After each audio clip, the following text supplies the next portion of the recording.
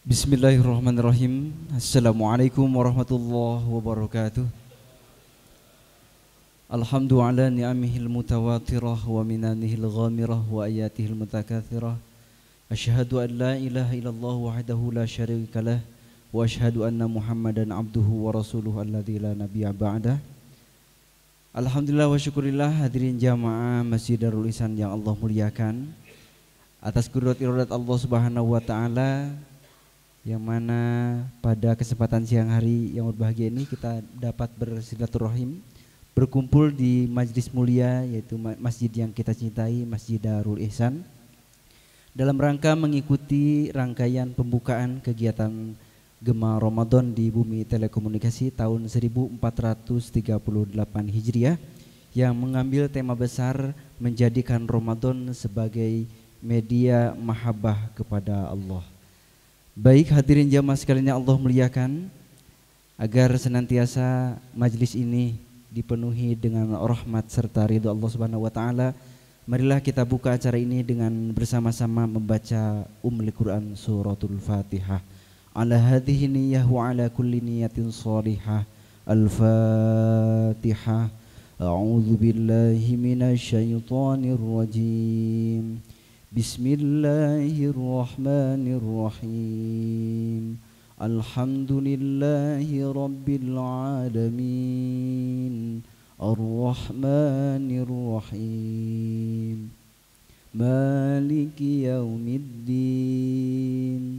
Iyyaka na'budu wa iyyaka nasta'in. Ihdinas siratal mustaqim. Siratal ladzina an'amta 'alaihim ghairil maghdubi 'alaihim waladdallin. Amin amin ya rabbal alamin. Untuk selanjutnya marilah kita simak sambutan atas nama Satgas Gema Ramadan tahun 1438 Hijriah yang akan disampaikan oleh yang terhormat Bapak Haji Nur Yahya. Kepadanya kami persilahkan.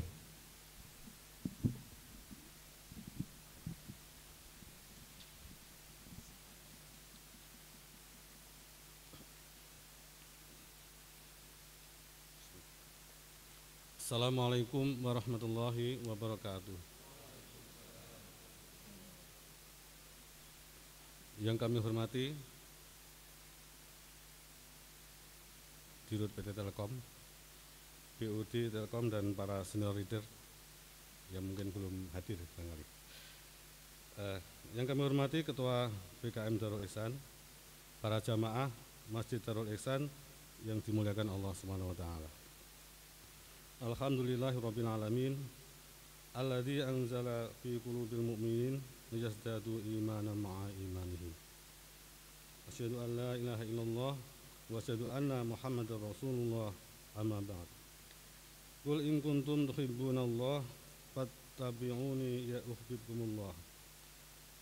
Puji syukur kita panjatkan kehadirat Allah Subhanahu wa taala yang hanya kepadanya kita bergantung dan memohon pertolongan.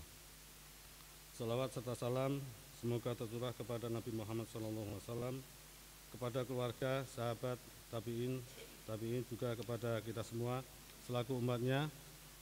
Amin ya rabbal alamin. Hadirin yang dirahmati Allah, izinkan kami atas nama Ketua Satgas Gema Ramadan 1438 Hijriah melaporkan rangkaian kegiatan Gema Ramadan dalam rangka menyambut serta mengisi amaliyah Ramadan 1438 Hijriah. Pada kesempatan ini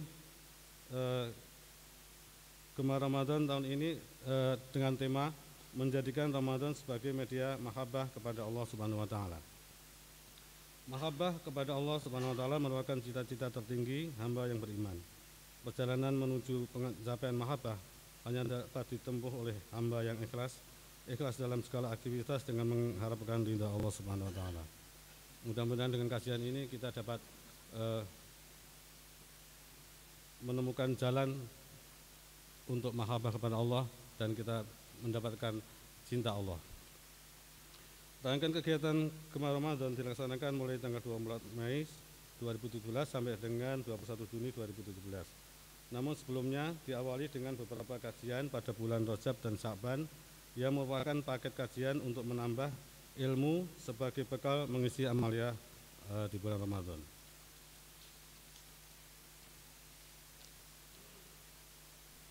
Beberapa kegiatan yang akan diselenggarakan pada Gema Ramadan 1438 Hijriah ini meliputi pertama, satu kajian Mahabbah Perspektif Al-Quran, kajian Mahabbah Perspektif Neurosains, kajian Islam Kafah, kajian bedah buku, kajian Lailatul Qadar, Musabaqah Syarhil Quran, Festival Syiar Quran, Gema Nuzulul Quran, Gema Khatmil Quran, dan Ramadan Expo.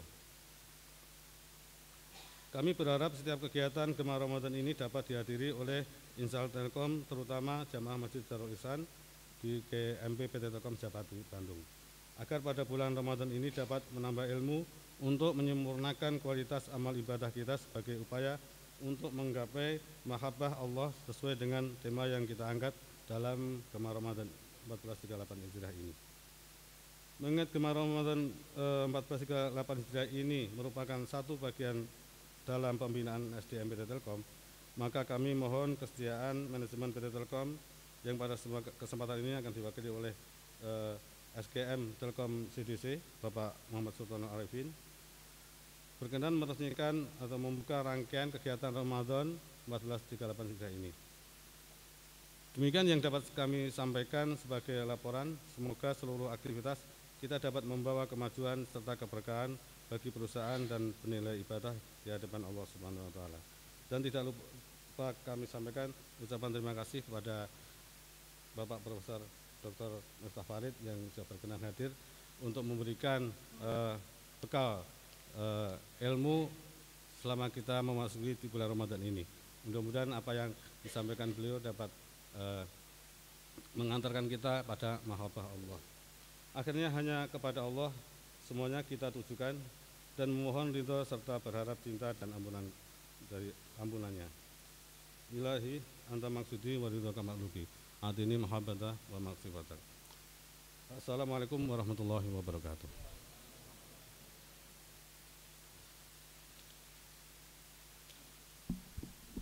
Baik, hadirin jemaah sekalian yang Allah muliakan, untuk selanjutnya yaitu sambutan dan sekaligus pembukaan atau membuka rangkaian kegiatan Gema Ramadan yang dalam hal ini akan disampaikan oleh pihak manajemen Telkom yang diwakili oleh yang terhormat SGM CDC Telkom. Kepada yang terhormat Bapak Haji Muhammad Sultanul Arifin dipersilakan.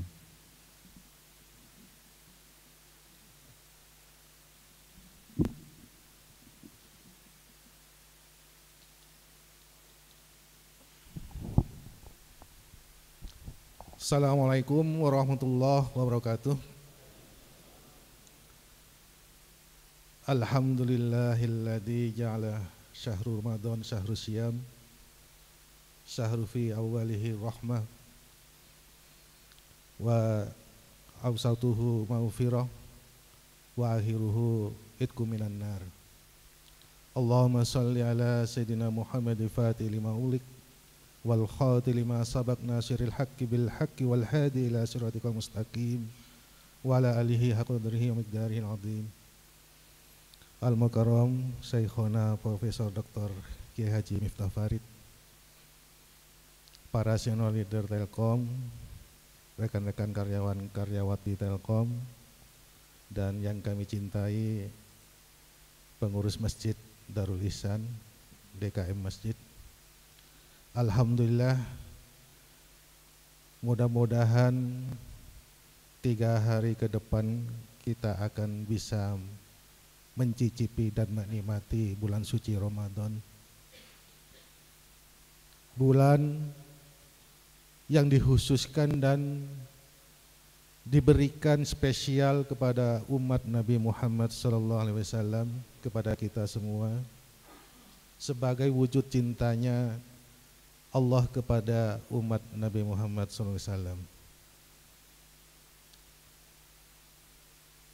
Kami hadir di sini mewakili BOD Telkom yang semestinya beliau berkenan dan berkeinginan hadir untuk di sini karena waktu bersamaan ada ragap dengan BUC, maka beliau meminta kami untuk membuka acara ini. Pertama-tama tentu kita harus bersyukur kepada Allah Subhanahu wa taala. Sebentar lagi kita akan mengakhiri bulan Sya'ban, bulannya Rasulullah SAW, dan sebentar lagi akan memasuki bulannya umatnya Nabi Muhammad.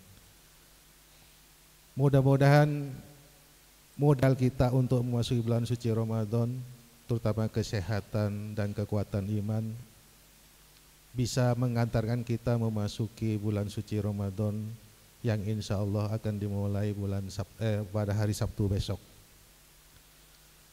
DKM Masjid Darul Ihsan telah menyediakan medianya, sarana dan prasarana untuk lebih meningkatkan iman dan takwa kita, sebagaimana tujuan dari bulan suci Ramadan adalah agar kita semua menjadi orang-orang yang bertakwa.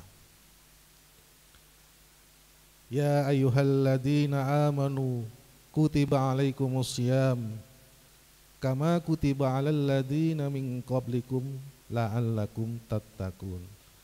Jadi tujuan utama untuk bulan suci Ramadan adalah agar kita lebih menjadi orang yang bertakwa. Salah satu cirinya orang bertakwa adalah sesuai dengan roadmap pembinaan kerohanian Islam di Telkom ini adalah meningkatkan mahabbah, meningkatkan kecintaan kita kepada Allah Subhanahu wa taala. Kalau kecintaan Allah kepada kita semua tidak bisa diragukan lagi, la raiba fi, tidak bisa diragukan lagi dan tidak bisa didiskusikan lagi. Makanya bulan suci Ramadan khusus untuk kita semua. Sebaliknya sekarang bagaimana kita memberikan kecintaan Allah ini dengan kecintaan-kecintaan yang akan kita tekadkan, kita komitmenkan selama bulan suci ini. Jadi mahabbah, meningkatkan kecintaan kepada Allah sudah diberikan medianya oleh teman-teman DKM melalui berbagai macam acara-acara yang tersusun dan terjadwal dengan pemberi materi yang sangat capable. Mudah-mudahan ini bisa lebih meningkatkan kita akan kebesaran Allah, akan kebesaran nikmat-nikmat Allah yang berikan kepada kita semua, dan kebesaran kenikmatan iman yang telah Allah berikan melalui Nabi Muhammad SAW.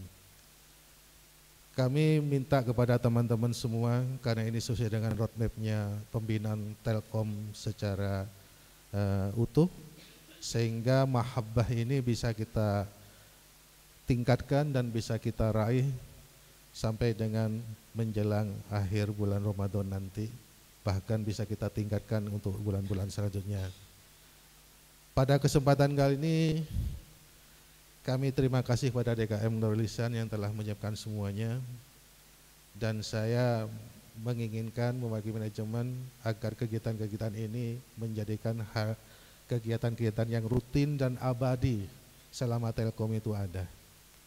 Karena nilai-nilai yang tertanam dalam kegiatan-kegiatan yang telah dijadwalkan oleh DKM ini merupakan sarana dan prasarana yang sudah menurut saya sudah lengkap untuk memaknai nilai-nilai luhur Islami yang sekarang sudah semakin luntur sejalan dengan perkembangan teknologi. Jadi gejala-gejala penurunan nilai-nilai syariat Islam ini sudah bisa kita rasakan saat ini, mulai dari akhlak-akhlak generasi muda maupun generasi kita semua. Kebiasaan-kebiasaan kita sudah mulai digeser oleh perkembangan teknologi yang semakin tajam dan semakin meningkat, sehingga syariat-syariat Islam sudah semakin mulai luntur di hati kita semua. Salah satu yang terasa sekali adalah saat kita bangun tidur. Biasanya kita bangun tidur langsung baca doa, Alhamdulillah yang Allah telah berikan kita istirahat, dan mudah-mudahan kehidupan kita, bangunnya kita menjadi bangunnya untuk beribadah kepada Allah. Tapi begitu kita bangun tidur, kita cari HP untuk melihat WhatsApp apa, SMS apa yang ada. Itu sudah ada pergeseran nilai-nilai syariat Islam yang harus kita bentengi dan harus kita lawan dengan berbagai kegiatan-kegiatan untuk meningkatkan mahabbah kepada Allah Subhanahu wa taala. Karena kalau sudah mahabbah, kita akan merasa membutuhkan Allah. Ya, Allah tidak butuh kita, tapi kita butuh Allah. Itu yang salah satu ciri dan syariatnya kita untuk menjadi seorang yang muhibbin, Allah, mencintai Allah. Dan kalau kita sudah setingkatan muhibbin, insya Allah kita akan bekerja profesional dan produktivitas kita akan meningkat. Dan mudah-mudahan Telkom ini semakin jaya diisi oleh orang-orang yang profesional, orang-orang yang punya mahabbah kepada Allah Subhanahu wa taala. Dengan mengucapkan bismillahirrahmanirrahim, mudah-mudahan kegiatan Gemar Ramadan 1438 Hijriah di DKM Masjid Darul Ihsan ini dapat diberkati oleh Allah Subhanahu wa taala. Dengan ini saya nyatakan dibuka. Wabillahi taufiq wal hidayah. Wassalamualaikum warahmatullahi wabarakatuh.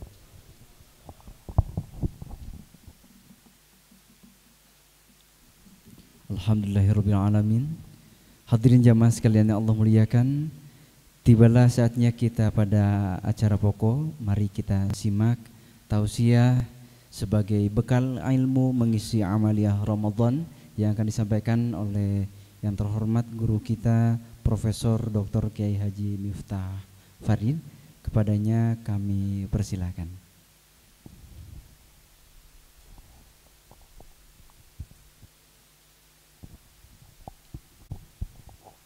Assalamualaikum warahmatullahi wabarakatuh. Alhamdulillahi rabbil alamin wa bihi nasta'inu ala umuri dunya waddin. Wassalatu wassalamu ala asyrafil anbiya wal mursalin wa ala alihi wa sahbihi ajma'in.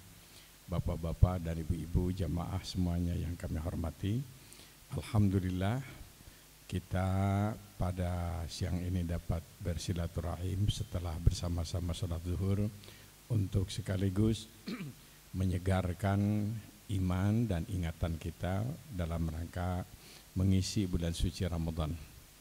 Sebagaimana kita ketahui, bulan Ramadan ini telah dipilih oleh Allah sebagai bulan yang istimewa. Nabi menyebutnya dengan Sayyidus Syuhur, ratu dari segala bulan. Kata para ulama, katanya lebih dari 40 gelar untuk Ramadan itu. Ada Syahrul Siam, bulan puasa, Syahrul Quran, kemudian Syahrul Sobri, bulan kesabaran, Syahrul Jud, bulan kedermawanan, Syahrul Najah, bulan keselamatan, Syahrul Maghfirah, bulan ampunan, dan 40 nama katanya untuk menunjukkan keistimewaan bulan Ramadan. Pertama, bulan Ramadan ini istimewa karena kita semua umat Islam wajib melaksanakan ibadah saum selama 1 bulan penuh itu pada bulan Ramadan. Kalau di bulan lain ada orang yang saum sebulan penuh, itu kemungkinan adalah pertama dia nazar, atau yang kedua melaksanakan saum kifarat yang mesti 2 bulan terus-terusan itu karena pelanggaran tertentu. Yang berikutnya adalah Ramadan ini istimewa karena Ramadan pada bulan Ramadan lah Al-Qur'anul Karim diturunkan oleh Allah Subhanahu wa taala. Pertama adalah diturunkan pada malam Al-Qadar, inna anzalnahu fi lailatul qadar, yang menurut hadis Lailatul Qadar itu adalah pada bulan Ramadan. Dan yang kedua, wahyu pertama yang turun kepada Nabi yaitu surat Al-Alaq ayat 1 sampai 5 juga pada bulan Ramadan. Ada beberapa ahli tafsir mengemukakan katanya sebetulnya bukan hanya Quran, tapi beberapa kitab suci sebelum Quran pun diturunkan oleh Allah kepada para nabi itu pada bulan Ramadan. Wallahu alam. Kalau itu tidak ada ayatnya, sehingga kita boleh percaya boleh tidak. Tapi kalau Quran jelas diturunkan pada bulan Ramadan. Pada bulan Ramadan Nabi kita mendapat wahyu pertama semacam pelantikan beliau menjadi nabi dan rasul, yaitu ketika beliau berusia menjelang 41 tahun pada saat beliau sedang berada di Gua Hira di Jabal Nur, itu 5 mil sebelah utara kota Mekah. Beberapa ahli tafsir mengemukakan juga bukan hanya Nabi Muhammad katanya, tapi juga sejumlah nabi-nabi sebelum beliau mendapatkan wahyu pertama semacam pelantikan menjadi nabi itu pada bulan Ramadan. Wallahu a'lam. Pada bulan Ramadan Allah menciptakan malam yang lebih baik daripada 1000 bulan, yaitu malam Al-Qadar. Pada malam itu Jibril dan sejumlah malaikat turun ke bumi untuk menaburkan rahmat dan barakah Allah sampai terbit fajar dalam surat surat Al-Fajr itu. Surat Al-Qadar, maaf. Kemudian hadis mengemukakan malam Al-Qadar itu memang terjadi pada bulan Ramadan 10 hari terakhir. Hadis lain menyebutkan pada malam-malam ganjil. Nah, ini juga tidak ada hadis yang secara tegas tanggal sekian. Tapi yang menarik adalah pendapat Imam Al-Ghazali. Beliau itu sudah bisa memastikan, menurut beliau sebetulnya Lailatul Qadar itu bisa diprediksi, kata beliau. Yaitu kalau tanggal 1-nya Senin, Lailatul Qadarnya tanggal sekian, kalau Selasa tanggal sekian, kalau Rabu tanggal sekian. Saya pakai sekian-sekian aja, nanti kalau disebutkan bapak-bapak cari malam itu aja tuh. Kemudian selanjutnya ada hadis menyatakan bahwa amal ibadah, amal kebaikan di bulan Ramadan itu mendapat pahala lebih besar dibandingkan dengan amal ibadah yang sama yang dilakukan pada bulan selain Ramadan. Ibadah sunat yang dilakukan pada bulan Ramadan mendapat pahala sama dengan ibadah wajib di luar Ramadan. Kemudian ibadah wajib yang dilakukan pada bulan Ramadan mendapat pahala 70 kali lipat dibandingkan dengan ibadah wajib yang sama yang dilakukan pada bulan selain Ramadan. Yang dimaksud dengan amal kebajikan itu bukan hanya ibadah mahdhah, bukan hanya ritual, tapi juga termasuk ya bekerja, mencari ilmu, menyampaikan ilmu, mungkin juga mewujudkan kebersihan, membangun rumah tangga yang baik dan lain. Semua amal kebaikan mendapat pahala berlipat ganda. Dalam bulan Ramadan juga oleh Nabi dinyatakan sebagai syahrul ijabah, bulan dikabulkannya doa. Jadi dalam skala tahunan itu ada bulan yang istimewa, doa dikabulkan, bulan Ramadan. Dalam skala bulanan ada 13, 14, 15 yang diajarkan saum itu. Dalam skala mingguan ada hari Jumat. Dalam skala harian ada sulusul lail, sepertiga malam. Begitu di dalam hadis disebutkan. Selain ada momen-momen lain yang disebutkan oleh Nabi, ini adalah saat diijabah doa, seperti antara sholat dengan sholat, dalam safar di jalan Allah, dan banyak itu hadis yang menerangkan. Nah, ini Ramadan sebagai bulan ijabah. Ada hal yang menarik, mungkin sudah banyak kita membaca, tapi saya ulang secara singkat. Ternyata di zaman Nabi, Ramadan itu merupakan bulan perjuangan dan bulan prestasi. Perang Badar itu tanggal tahun 2 Hijriah itu pada bulan Ramadan. Perang yang tidak seimbang. Umat Islam baru 1 tahun pada waktu itu berada, 1 tahun lebih berada di Madinah. Mungkin belum sempat punya rumah pada waktu itu kebanyakan karena belum ada cicilan. Tiba-tiba terjadi perang yang gak seimbang. Infanterinya 1000 orang itu orang musyrikin. Nabi hanya mengerahkan 313 orang. Kavalerinya mereka menggunakan ratusan ekor kuda dan unta, sedangkan Nabi hanya menggunakan beberapa belas ekor. Tapi itu dimenangkan oleh umat Islam. 17 Ramadan. Tahun berikutnya, tahun 3 Hijriah, umat Islam diserang lagi, dendam mereka, terjadi perang Uhud. Nah, kali ini umat Islam dapat musibah. Umat Islamnya sudah banyak, tapi hasil perangnya berbeda. Sehingga dapat dikatakan umat Islam banyak yang gugur pada waktu itu. Termasuk Hamzah paman Nabi yang seusia dengan beliau sendiri kan gigi patah kena tombak, Mas'ab segala macam, beberapa orang-orang yang di sekitar Nabi itu gugur sebagai syuhada Uhud. Itu 2 sebab. 1, pengkhianatan orang munafik. Jadi jumlahnya banyak tapi sebagian sekian persen ini orang-orang munafik, itu yang menyabot yang tidak konsisten, seperti mau bertempur tapi ternyata mengacau.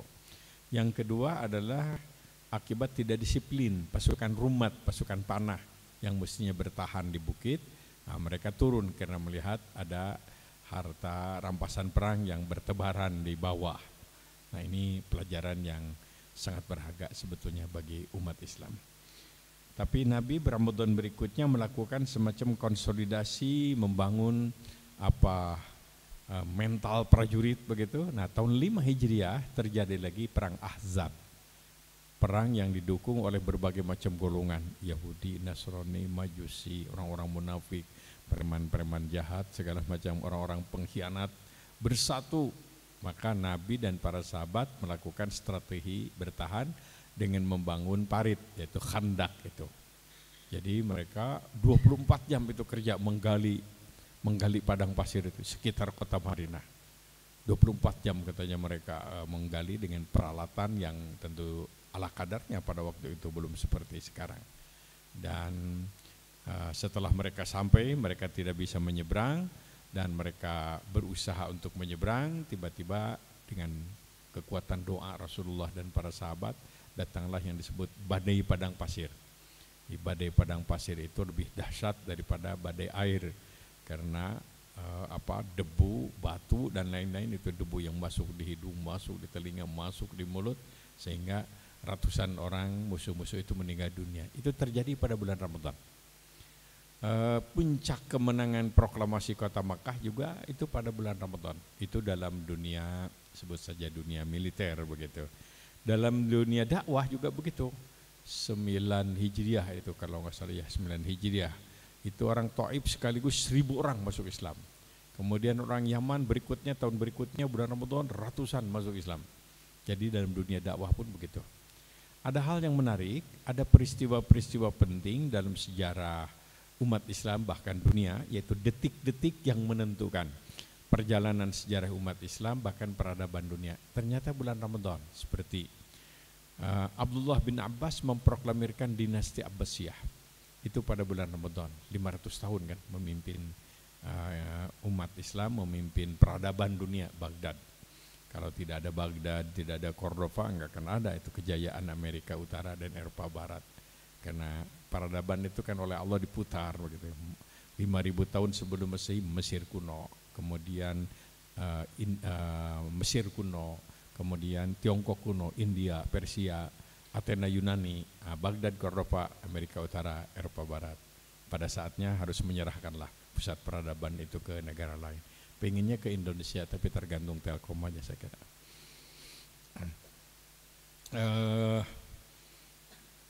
Panglima Utbah bin Nafi itu menaklukkan Afrika 56 Hijriah pada bulan Ramadan ketika pasukannya sedang puasa. Tariq bin Ziyad ini yang lebih menarik lagi sejarah.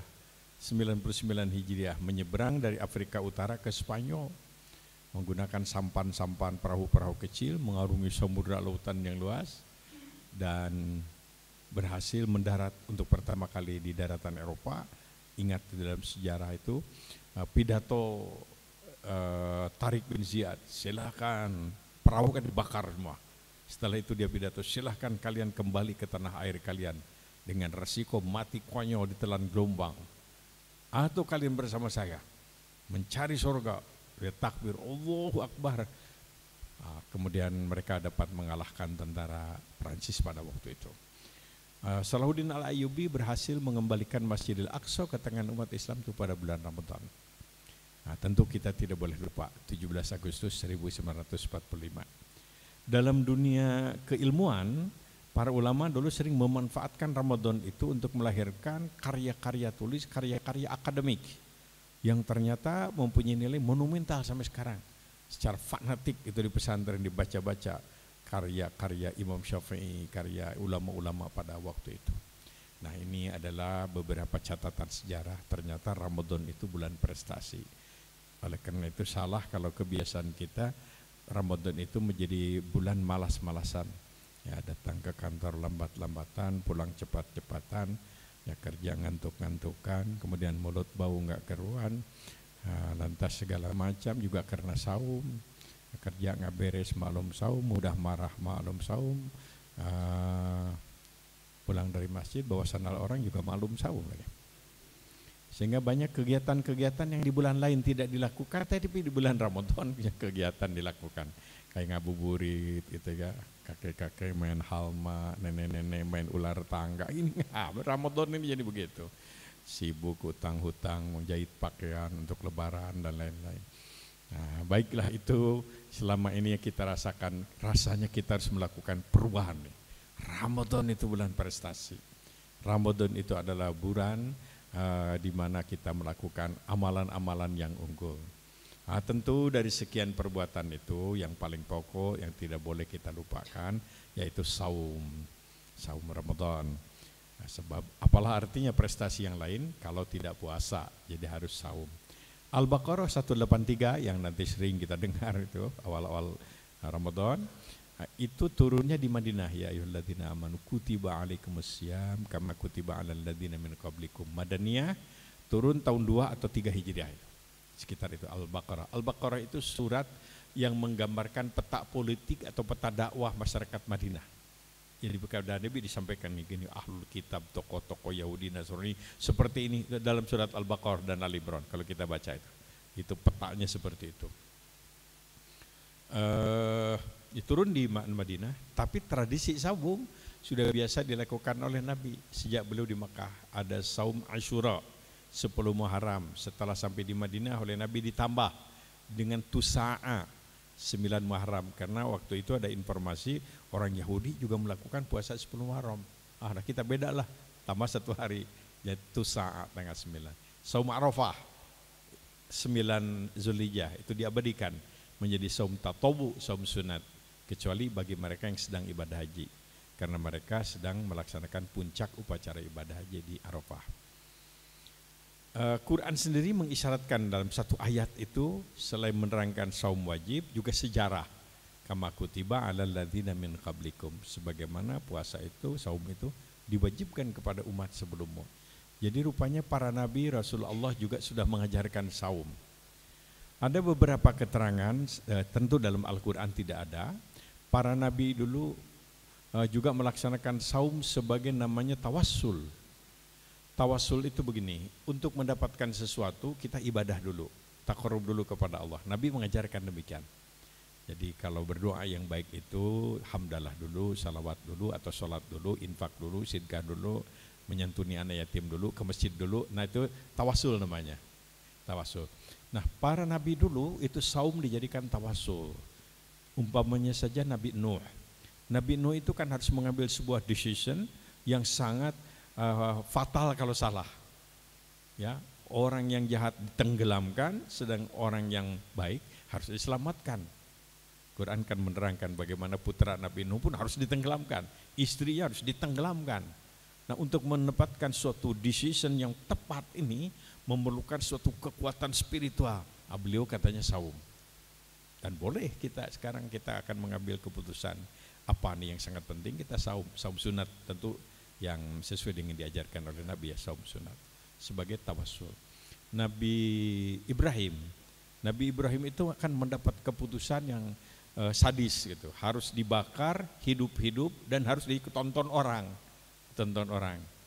Ya, nggak ada pembela waktu itu, belum ada fakultas hukum. Jadi Nabi Ibrahim saum memohon kepada Allah Subhanahu wa taala. Dan Allah menurunkan jawaban, ada dalam Quran, yana rukuni bardan wassalaman ala Ibrahim, api dingin kamu kepada Ibrahim. Kepada yang lain masih panas, kepada Ibrahim menjadi dingin. Nah itu boleh juga dibaca oleh bapak-bapak. Baca yana rukuni barda wassalaman ala Ibrahim, pegang itu api, insya Allah gosong sekaligus. Kemudian Nabi Musa itu harus mengalami sesuatu yang betul-betul baru dan memerlukan sebuah kekuatan rohani yang luar biasa, yaitu harus berdialog dengan Allah di Bukit Sinai. Harus dibekali dengan kekuatan spiritual katanya. Wallahu a'lam. Kemudian Nabi Yusuf di penjara kena fitnah. Nggak bisa minta tolong apa-apa, tapi saum di penjara itu. Akhirnya ada jalan di mana Nabi Yusuf bisa keluar, bahkan bisa menjadi Perdana Menteri. Nah ini saum. Nabi Zakaria dan Siti Maryam itu diperintahkan saum. Nabi Zakaria karena sudah usia lanjut di atas 85 tahun, punya putra. Kemana ini kakek-kakek, istri mandul, saya sudah tua, kok bisa harus ada punya putra? Ya Allah itu kan maha kuasa aja, gimana tandanya? Sudah saum aja, tidak bicara berhari-hari. Jadi kalau ada yang bertanya masa kakek-kakek nenek-nenek melahirkan, biarin aja nggak usah dijawab begitu. Siti Maryam lagi, Siti Maryam itu diberitahu bahwa ia akan melahirkan. Waduh, gimana saya melahirkan? Walam yamsasni bashar. Saya belum pernah disentuh laki-laki. Saya nggak punya suami, saya akan menuduh orang-orang yang saya berbuat zina. Maka Jibril mengatakan, sudah kamu saum aja. Saumnya bagaimana? Nggak usah ngomong. Jadi setelah lahir nggak usah bicara. Bayinya kan yang jawab itu. Nabi Isa kan yang menjawab itu. Nggak tahu bagaimana jawabannya itu. Pendeknya Nabi Isa yang bicara. Ini saum. Nah, dari sekian saum para nabi itu ada satu saum yang oleh Nabi diabadikan menjadi saum tatawu. Solusi untuk saum yang terus-terusan, namanya saum Daud. Jadi Nabi mengajarkan kepada para sahabat ada saum Daud. Saum Nabi Daud yang dilanjutkan oleh putranya Sulaiman. Jadi ada saum Daud dan ada sholatu Daud. Kalau sholat Daud itu tidur separuh malam, bangun sepertiga malam, tidur lagi seperempat malam. Dalam dunia sufi itu biasa dikenakan. Kemudian saum Daud adalah sehari saum, sehari tidak. Jadi kita nggak boleh saum terus-terusan, wisol. Kalau ingin saum lebih sering, saum Daud aja, sehari saum, sehari tidak. Kecuali bulan Ramadan, tidak boleh saum Daud di bulan Ramadan. Nah ini, bapak-bapak kalau mau melaksanakan, Nabi Daud dan Nabi Sulaiman ini kan dua nabi yang istimewa, sempat menjadi raja dunia lah, King Solomon, King David, diakui oleh Quran, diakui oleh Bible kan. Bapak-bapak ingin melakukan itu baik. Saya ingin saum Daud, nanti Syawal, kemudian sholatnya juga sholatu Daud. Tapi jangan mengharapkan jadi raja. Sebab di Jawa Barat ini raja dan bukan raja sama aja lah. Lihat aja Raja Mandala, Raja Pola, sama aja tuh. Malah Raja Singa agak gawat itu. Jadi, nah itu saum. Nah ternyata hampir semua agama mengajarkan juga puasa. Dalam tradisi Yahudi ada yang disebut puasa untuk meredam murka Tuhan. Jadi kalau banyak musibah nih, banjir, longsor macam, wah ini Tuhan lagi marah ini. Maka Yahudi mengajarkan orang Yahudi melakukan puasa. Sama dengan kita, tidak makan, tidak minum. Dalam Katolik ada juga itu, hari tertentu tidak makan. Cuma menurut mereka kalau yang kecil-kecil boleh. Kayak sukro, permen nggak boleh itu. Tapi martabak terlalu besar itu nggak boleh. Hindu dan Buddha itu dua agama yang syarat dengan pertapaan. Beberapa hari, malah untuk sampai kepada tingkat pendeta tertentu harus bisa puasa sekian hari. Ya. Kalau ketua MU tidak ada syarat itu. Tidak ada syarat, asal Ramadan aja. Kemudian itu apa? Okultism katanya. Untuk kekebalan. Biasakan itu kekebalan. Mungkin satu-satunya agama yang tidak punya ajaran tentang puasa itu Konghucu. Dalam Konghucu tidak ada itu dalam ajarannya itu. Tapi yang menarik adalah di Bandung ini banyak masyarakat Chinese yang kalau bulan Ramadan puasa. Mereka puasa seperti kita sampai dari awal, dari nggak tahu awalnya, tapi pendeknya siangnya nggak makan mereka. Sempat beberapa kali datang ke rumah saya tuh, Ji, saya puasa. Woi, puasa. Terus saya mau titip zakat. Lah. Kenapa zakat? Dia bilang begini, aneh Ji, saya zakat 100.000, bisnis saya untung 1 juta. Zakat lagi 200.000, untung 2 juta. Tambah 100.000 jadi 300, zakat, bisnis saya 3 juta untung. Dalam hati saya kok Konghucu yakin, orang Islam yakin ya dengan zakat ini gitu. Nah, mudah-mudahan tahun ini datang lagi dia. Gak saya beritahu alamatnya. Jadi saya tanya, kamu masuk Islam aja sudah tinggal syahadat, saya bimbing syahadat. Di hitan nanti lepennya barangkali takut di hitan. Syahadat. Mama can paeh ji, astagfirullah. Mama can paeh. Jadi ibunya itu masih hidup, Konghucu. Jadi kalau dia masuk Islam kan tersinggung gitu. Cuma jawabannya itu Mama can paeh. Sama kan dengan anak ayam aja itu. Di dalam tradisi agama tradisi itu ternyata juga syarat dengan aturan saum. Sunnah Wiwitan itu punya ajaran tentang puasa itu. Cuma nggak beda memang puasanya. Di Kejawen juga begitu. Saya ingat di Solo sering orang melakukan puasa ngebleng. 1 minggu itu nggak makan, bleng aja. Katanya nyeplong, anyep dalam bahasa Jawa dingin, longnya bahasa Inggris saya kira. Jadi dingin panjang. 1 minggu nggak makan apa-apa itu. untuk kekebalan. Orang Sunda sering melakukan puasa namanya puasa pati geni. Pati geni. Tidak memakan apa-apa yang dimasak oleh api. Sekarang kan mudah kan ada rice cooker, enak sekarang.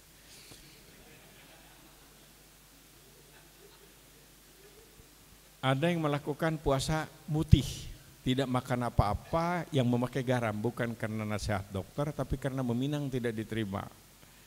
Asal mutih supaya pasaran naik, tahu-tahu pasaran semakin turun. Orang sini bilang banget tuh uyahan, kurang garam. Dan puasa ngalong, tidak makan apa-apa kecuali yang dimakan kalong, kelelawar. Semuanya itu okultisme, ingin kekebalan. Jadi saya ingat tahun 57 atau 58 saya masuk pesantren Sukabumi, luaran SR waktu itu. Ada senior saya mengatakan begini, ingin pinter? Ya tentulah ingin pinter. Matang puluh. Apa tuh matang puluh? 40 hari 40 malam, gak boleh makan ikan, gak boleh makan daging, gak boleh makan telur. Jadi apa makan? Kangkung mentah sama garam. Waduh, saya pikir karena saya ingin pinter, saya lakukan itu. Saya lakukan itu 40 hari 40, makanya bisa jadi ketua MUI. 40 hari 40 malam, tapi saya perhatikan itu ikan kiriman ayah saya dimakan oleh senior tadi. Aturan ini nggak bener ini. Kok junior dikorbankan nih, senior makan ikan. Nah Bapak dan Ibu, ini beberapa contoh saum-saum atau puasa tradisi yang dilarang oleh Islam.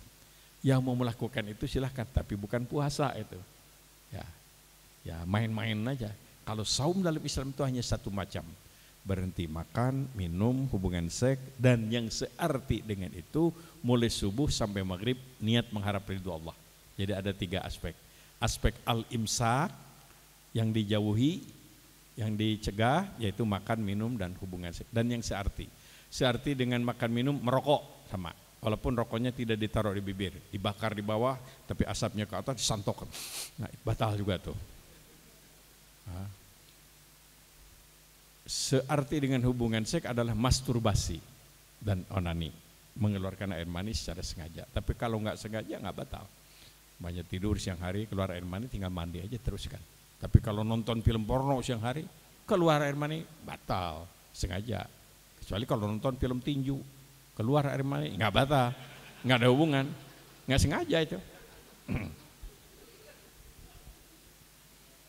Para ulama beda pendapat tentang muntah. Muntah itu membatalkan atau tidak? Muntah itu kan keluar, katanya bukan ke dalam. Tapi sebagian ulama enggak, batal walaupun keluar. Walaupun tanpa keluar batal para ulama. Jadi gimana kalau gitu? Ya sudah jangan muntah. Selesai itu. Pendeknya siang hari jangan muntah. Jadi ada karena para pak kiainya tetap bahwa muntah itu batal dengan dasar segala macam, seorang santri bertanya, Pak Kiai, gimana ini? Saya sahur makan rebus kangkung panjang, baru masuk separoh terdengar azan subuh. Keluarkan muntah kangkung separoh, masukkan makan kangkung separoh. Jadi gimana itu? Kata Kiai, talian kusia te kangkung teka maghrib. Ikat aja sampai maghrib kalau ada kamu. Salah sendiri, makan rebus kangkung nggak dipotongin dulu. Waktu adalah tadi dari subuh sampai maghrib. Oleh karena itu kita di Indonesia ini sebetulnya paling nikmat saum itu. Karena tiap tahun hampir sama lah, 12, 13, 14 jam. Itu di negara lain kalau musim panas bisa 18 jam. Saya pernah mengalami berapa belas jam itu di Jepang itu. Jadi buka, habis buka ngobrol sebentar, terus taraweh, habis taraweh, ngobrol sebentar, langsung sahur, habis sahur terus subuh, baru tidur. Pernah ke Kanada pas begitu, ada jamaah tanya, Pak gimana nih puasa di sini panjang sekali? Ya sebenarnya biasanya gimana? Ya di sini macam-macam Pak. Ada yang mengatakan memperlihatkan paspor, saya orang Indonesia. Oleh karena itu saya musafir, buka dia. Saya katakan terus kodonya kapan? Ya nanti kalau siangnya sebentar. Oh pinter lah. Ada lagi yang kedua mengatakan katanya karena saya tidak kuat, fidyah dong, bayar fidyah dia. Yang ketiga tetap nekat, pendeknya Allah mewajibkan sesuatu nggak mungkin tidak cocok dengan kekuatan manusia. Jadi dia tetap puasa begitu walaupun lama. Tapi ada yang keempat katanya Pak, dia tetap puasa tapi waktu buka disesuaikan dengan waktu Garut. Betulan dia orang Garut. Saya bilang yang keempat itu yang agak beres itu. Masa puasa di Kanada bukanya waktu Garut. Kecuali kalau terbang kan dari Kanada ke Garut dulu untuk buka. Setelah buka pulang lagi. Jadi kalau kita ingin puasa itu agak cepat, tidak lama, harus sahurnya di Aceh, bukanya di Manokwari. Habis buka nanti balik lagi gitu ke Aceh. Ini ke umroh. Saya pernah mengalami umroh bulan Ramadan di pesawat pada waktu jam 6 waktu Jakarta. Pramugirinya ngumumkan sudah tiba waktu buka, kami persilahkan sambil dibagikan. Wah, ya salah ini. Kalau dibagikan silahkan, tapi pengumumannya bukan begitu. Buka aja, ada musafir boleh tidak puasa kan. Waktu itu sudah sampai di Kolombo sana. Sudah berbeda. Jadi waktu setempat. Nah, ini mengenai waktu. Saya sampaikan ini karena saya agak cukup lama menangani sebuah ya paguron atau apalah, sempalan begitu. Pak Ustadznya itu tetap bertahan bahwa puasa itu 12 jam, jadi adil di mana-mana 12 jam, mau musim dingin, musim panas 12 jam. Jadi tetap belum 12 jam dengan argumen tadi adil dan lain-lain, nggak mungkin. Islam kan untuk semua ini. Itu ada pemahaman seperti itu. Tapi saya kira bukan dari Telkom insyaallah. Niatnya adalah karena Allah. Oleh karena itulah nggak tahu tahun berapa itu timbul ada sebuah inisiatif, entah itu namanya ijtihad kontemporer gitu pada waktu itu, inisiatif dari para ulama supaya terukur ini sudah niat atau belum orang ini dalam proses pendidikan. Lahirlah ucapan nawaitu sumawqadin an adai fardisari ramadhana di sanati. Nah, maksudnya supaya terukur ini sudah niat atau belum. Kalau diucapkan kan ketahuan mungkin. Maka adalah jadi tradisi yang sering-sering jadi pro dan kontra. Kalau menurut hemat saya nggak usah pro dan kontra, silahkan aja. Yang mau baca-baca, yang tidak mau baca ya nggak apa-apa. Tapi itulah urusan yang biasa terjadi di masyarakat kita. Jadi jangan sampai puasa itu maunya niatnya supaya langsing, itu kan langsingisasi namanya. Atau supaya hemat, ya iritisasi. Jadi niat mengharap ridho Allah Subhanahu wa taala. Nah, baik, selanjutnya Nabi ditanya oleh sahabat Abu Umamah, ya Rasulullah, murni bi amalin yudkhilunil jannah. Tunjukkan kepada saya amal apa yang bisa menjamin diri saya masuk surga. Kata Nabi, alaika bisaum, puasa kamu.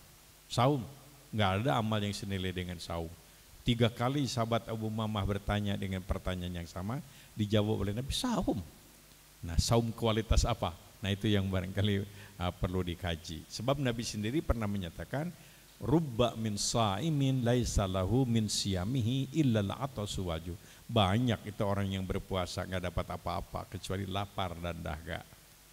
Nah, jadi oleh karena itulah barangkali perlu diingatkan kembali bahwa saum yang berkualitas itu adalah selain tadi meninggalkan hal-hal yang membatalkan saum, juga harus bisa meninggalkan perbuatan-perbuatan yang dapat mengurangi kualitas saum dan sekaligus melaksanakan amalan-amalan Ramadan yang menjadi penyempurna ibadah saum tersebut. Secara praktis yang sederhana, mempercepat berbuka dan tetap berlaku etika makan halalan, thayyiban, wala tusyrifu, yang halal, yang baik dan tidak berlebih-lebihan itu berlaku. Malah dilengkapi lagi dengan doa dan lain-lain. Kemudian Nabi menganjurkan untuk bangun sahur dan makan sahur. Untuk saum sunat Nabi sering tidak sahur. Terutama ketika beliau ingin waktu itu menyenangkan istrinya. Jadi Siti Aisyah khawatir tidak punya apa-apa ini, Rasul sedang sibuk ini, gimana ini? Tidak bisa menyediakan makanan. Nabi spontan datang ke Siti Aisyah menyatakan, "Oh, saya saum." Jadi nanti kita maghrib makan. Jadi mendadak saum. Untuk saum sunat boleh, sepanjang setelah subuhnya belum makan apa-apa. Tapi sebaliknya juga, kata Siti Aisyah pernah menyediakan makanan untuk kesenangan beliau, baru sadar, wah Rasul sedang saum sunat. Tapi Rasulullah, Siti Aisyah merasa tidak nyaman begitu. Tapi Rasul datang kepada Siti Aisyah bersih, saya tidak saum, ayo makan. Nah, ini memang Rasulullah untuk menggambarkan bagaimana beliau untuk menyenangkan istri itu saum mendadak dan kemudian saum dibatalkan. Barangkali substansinya adalah bagaimana beliau bisa menyenangkan istri. Jangan sebaliknya maksud saya.